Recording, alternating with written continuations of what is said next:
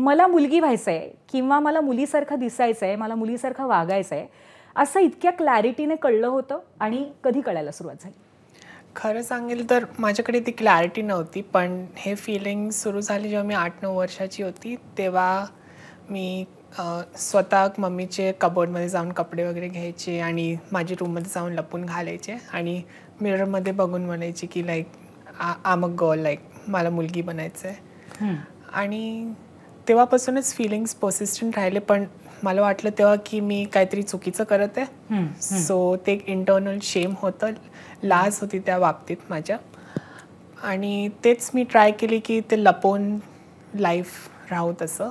पण अंटिल जोपर्यंत लॉकडाऊन नाही आलं तोपर्यंत मी कोप करत होती, लपून खेळायचं, लपून राहायचं. आणि लॉकडाऊनमध्ये ते फीलिंग्स म्हणजे ओपनली रिसर्फेस झाले, कारण माझ्याकडे ते एक्सटर्नल वर्ल्डचं प्रेशर नव्हतं. ते झाल्यानंतर मग मला ती एक क्लॅरिटी आली की मी ट्रान्स आहे आणि मला ट्रान्झिशन करायचं आहे.